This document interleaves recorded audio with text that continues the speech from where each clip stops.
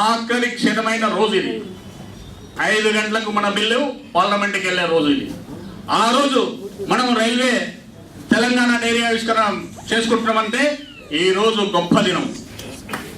ఈ అసెంబ్లీ కదంబల హస్తాలకించి విముక్తి చెంది ఢిల్లీ పార్లమెంట్కి వెళ్ళబోతుంది.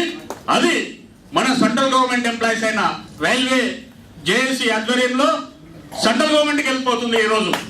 అందుకు అందరము మనము ఈరోజు ధన్యవాదాలు తెలుపుకోవాల్సిన దినము.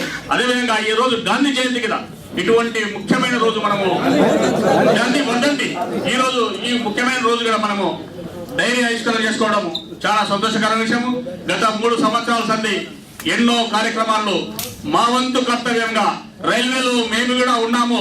మనము తెలంగాణ బిడ్డలు చనిపోతున్నారు, ఆ బిడ్డల ఆవేదనను చూసి మేము తల్లడిల్లి సెంట్రల్ గవర్నమెంట్ ఎంప్లాయీస్ అయినా మేము కూడా మన తెలంగాణ కోసము, భారత ప్రజల కోసము, మన తెలంగాణ బిడ్డల కోసం మేము కూడా ముందుకుంటామని చెప్పేసి మన తెలంగాణలో ఉన్న రైల్వే ఎంప్లాయీస్ అందరూ ఒక యాక్షన్ కమిటీగా ఏర్పడి ఎన్నో అడ్డంకులు వచ్చిన జీఎం సందేశాలు ఇచ్చేసి మిమ్మల్ని రిమూవ్ చేస్తాము, మీకు షోకాస్ నోటీసులు ఇస్తాము, లెటర్స్ ఇస్తామన్నా గిట ఎన్నిటికి జరగకుండా వచ్చేసి గత 3 సంవత్సరాల సంది మనం ఈ కార్యక్రమంలో పాల్పంచుకుంటూ వస్తున్నాము.